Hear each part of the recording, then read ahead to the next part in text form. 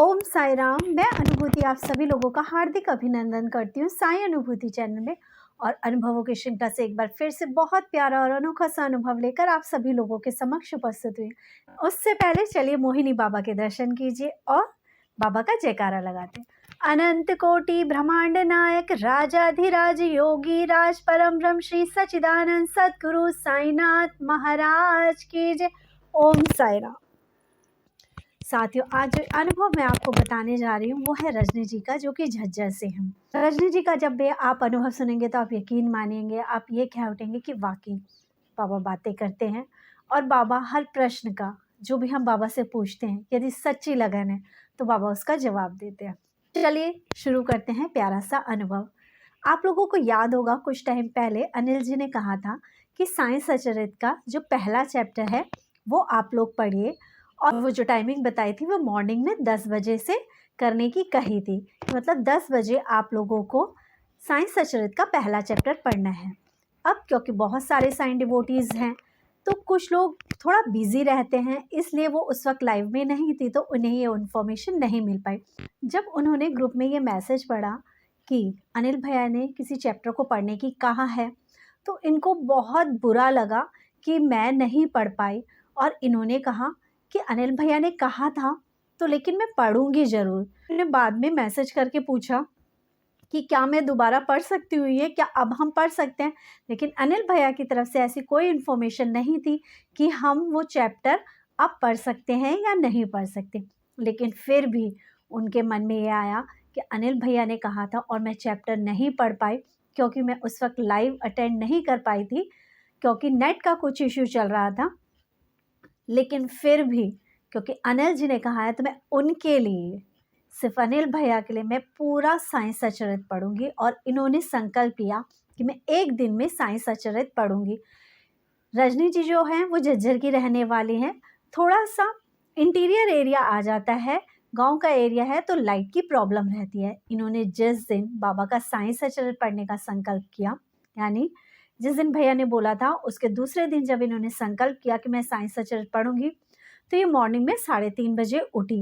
ये कहती हैं दीदी उस वक्त लाइट जा रखी थी, मुझे क्योंकि घर में गाय का काम भी करना पड़ता है, नाश्ता वगैरह भी बनाना होता है और नहा धो के पूजा करनी होती है। तो ये कहती है दीदी लाइट जा रखी थी, मैंने किसी तरह से अंधेरे अंधेरे ही अपना घर का सारा काम निपटाया, चूल्हे पे पानी रखा, गरम किया और मैं साई सचरित पढ़ने का निश्चय करती हूँ। और मेरे मन में सिर्फ ये चीज़ आई कि मैं साई सचरित जो पढ़ूंगी वो नीम का जो पेड़ है उसके नीचे बैठकर पढ़ूंगी। अब ये नीम के पेड़ के नीचे क्यों पढ़ेंगी, इसकी भी एक कहानी है। अनिल भैया के यहाँ से एक स्वरूप इनके घर गया, इनके बेटे ने उस नीम के पेड़ के नीचे बाबा के उस स्वरूप को रख दिया। कुछ टाइम बाद उस नीम के पेड़ के नीचे एक छड़ी जैसी सी आकृति बन गई। ऐसा लग रहा था जैसे किसी ने छड़ी रखी हो। इन्होंने भैया को बताया कि भैया ये क्या चीज़ है, तो अनिल भैया को भी लगा कि शायद कोई चीज़ है जो इस ज़मीन के अंदर गाड़ दी गई है। लेकिन इन्होंने बताया कि भैया जब से आपका ये स्वरूप आया है तब से पेड़ों की जड़ों से ये छड़ी जैसी आकृति बन गई। अनिल भैया ने तब इनको ये भी कहा कि अब आप ऐसा करो कि चबूतरा बना लो बाबा को, क्योंकि आप यहीं पे स्थापित करे हुए हो। तो इन्होंने भैया के कहने पे वो चबूतरा भी बना दिया। अब इसकी भी एक कहानी है लेकिन वो मैं बाद में बताऊंगी। अभी मैं आपको साई सचरित से रिलेटेड इनका अनुभव बताती हूँ। अब क्योंकि ठंड का मौसम है तो उस दिन ठंडा भी हो रहा था, लेकिन इन्होंने निश्चय किया कि मैं यहीं बाबा के समक्ष बैठ के नीम के पेड़ के नीचे ही पूरा साई सचरित करूँगी। ये कहती हैं कि मेरे मन में अचानक से ये विचार आया कि बाबा जैसे हम लोग हैं, हमें ठंडा लगता है, हमें सर्दी खांसी जुकाम हो जाता है, क्या आपको भी होता होगा? मेरे मन में पता नहीं क्यों ये प्रश्न चल रहा था। ये कहती है क्योंकि हमारा घर बहुत बड़ा है, गांव का घर है, तो आंगन बड़ा होने के कारण जब मैं बाहर चूल्हे पे रोटी बनाती हूँ तो बहुत सारे जो खेतों में डॉगीज़ रहते हैं वो आ जाते हैं। उनमें से एक डॉगी बहुत ही ज़्यादा ढीठ टाइप का है और उसे चाहे मैं कितनी भी रोटी दे दूं लेकिन उसे हमेशा ऐसा लगता रहता है और दे दूं और दे दूं। ये कहती हैं कि और मुझे पता नहीं क्यों उस डॉगी से बहुत इरिटेशन सी हो जाती है कि मतलब इसको कितना भी दे दूँ इसका पेट भरता नहीं है। लेकिन उस दिन क्या हुआ, ये कहती है दीदी कि जब मैं साई सचरित पढ़ रही थी तो वो डॉगी मेरे पास आके बैठ गया। वैसे तो ये मुझसे डरता है, अगर मैं इसे भगाऊं तो ये भाग जाता है, लेकिन उस दिन ये मुझसे डरा नहीं। मैंने इसे थोड़ा भगाने की कोशिश करी, लेकिन ये मेरे पास ही बैठा रहा और पूरी साई सचरित इसने सुनी। ये कहती है कि दीदी उस दिन मैंने संकल्प लिया था कि मैं साई सचरित जब तक पूरी नहीं होगी कुछ भी नहीं खाऊंगी। उन्होंने व्रत रख के साई सचरित को अनिल भैया के लिए पढ़ा था। अब ये कहती हैं दीदी शाम हुई, रात का खाना वाना बनाना था, तो मैं तो अंदर चले गई, खाना वगैरह बनाया, लेकिन ये जो डॉगी था ये ऐसे ही रहा, बाहर ही वहीं बैठा रहा। ये कहती हैं कि मैंने रात को अपनी साई सचरित पढ़ी, रात को 9:30-10 बजे के टाइम तक मेरी साई सचरित पूरी हुई। उसके बाद मैंने खाना खा लिया।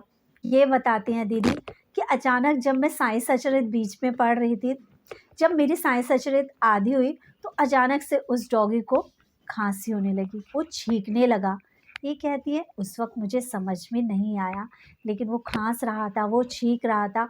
उसने पूरा दिन कुछ नहीं खाया और वो मेरे ही बगल में बैठा रहा और पूरी साई सचरित पढ़ी। उसने भी व्रत रखा हुआ था।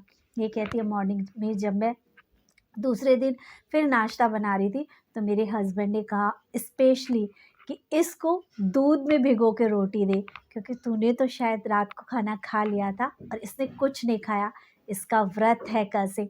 ये कहते हैं उसके बाद मैंने उसको रोटी दी, उसने खाई और उसके बाद वो एज़ यूजुअल जैसा था वो वैसा ही हो गया। वो बाद में फिर वैसे ही जिस तरह से रोटी के लिए और करता था कि और दो, वो वैसा ही करता। ये कहती हैं लेकिन उस दिन वो भूखा रहा।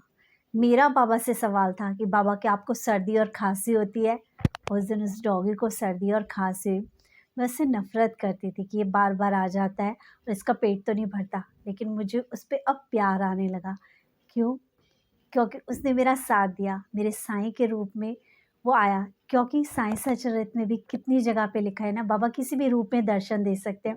बाबा ने मुझे बताया कि मुझे भी सर्दी लगती है, मुझे भी खांसी होती है और मैं तुम्हारी ही तरह हूँ।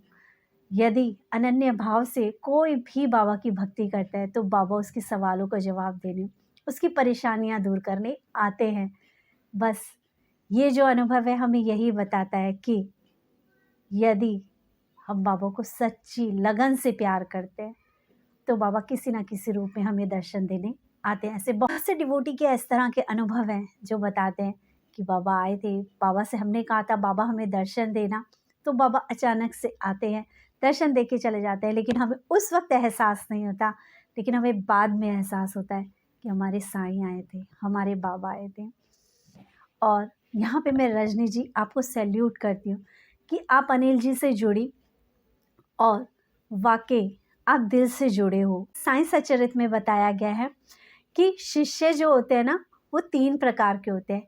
एक जो होता है शिष्य, उसके लिए जो गुरु ने कहा वो आगे पीछे कुछ नहीं देखता और उनकी आज्ञा का एकदम पालन कर देता है। एक शिष्य इस तरह का होता है, गुरु ने कहा तो थोड़े सवाल जवाब करेगा, उसके बाद उस काम को करेगा। एक शिष्य ऐसा होता है कि वो काम तो करेगा लेकिन बस ज़बरदस्ती, क्योंकि गुरु ने कह दिया है इसलिए करेगा। लेकिन जो गुरु की आज्ञा को सर्वोपरि मानकर कार्य करते हैं, उसका भगवत मिलन से जो रास्ता है वो बहुत साफ हो जाता है और वो ईश्वर का बहुत प्रिय हो जाता है। कि एक दोहा भी है, गुरु गोविंद दो खड़े काके लागू पाए, बलिहारी गुरु आपने गोविंद दियो बताया। रजनी जी बताती हैं कि दीदी मेरी ज़िंदगी में बाबा ने किस तरह से एंट्री ली और बाबा ने कैसे पग पग पर हमें संभाला है, इसकी एक बहुत लंबी दास्तां है।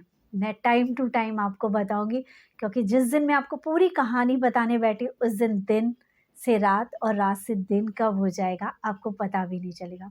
बिल्कुल, जब कोई एक भक्त बाबा से सच्चे हृदय से जुड़ता है तो उसका हर पल, उसका हर क्षण एक अलग ही अनुभूति होता है, एक नई अनुभूति होता है।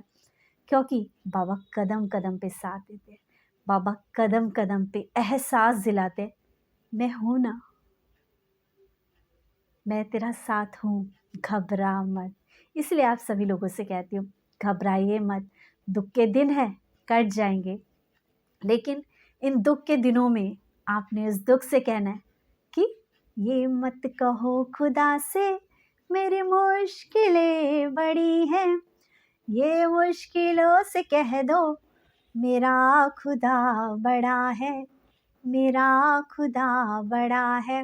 आती है आंधियाँ तो करो उनका खैर मकदम, आती है आंधियाँ तो करो उनका खैर मकदम, तूफान से ही लड़ने को खुदा ने तुझे गढ़ा है, लाएगी रंग मेहनत आखिर तुम्हारे एक दिन, होगा विशाल तरवर ये बीज जो पड़ा है, ये बीज जो पड़ा है।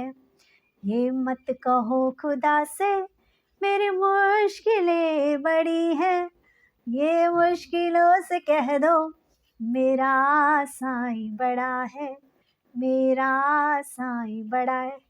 बिल्कुल, सुख में भी साईं को याद करोगे तो दुख के दिन आएंगे ही नहीं। दुख के दिन इस तरह से चले जाएंगे जैसे आंधी तूफान आता तो है, लेकिन हर आंधी के बाद एक जो बारिश होती है उसके बाद नए अंकुर फूट जाते हैं और नए पौधे खिल जाते हैं। इसी तरह से जीवन में जो तूफान आते हैं ना, वो हमेशा तबाही मचाने नहीं आते, हमें कुछ नई सीख देने आते हैं, हमारी ज़िंदगी में एक नया परिवर्तन लाने आते हैं। क्योंकि हर रात के बाद सूरज की एक नई किरण आती है जो धरती पे सवेरा फैला देती है और हर जगह रोशन हो जाती है जो काली रात में कहीं अंधेरे में थी।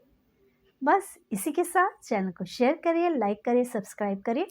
ओम साई राम।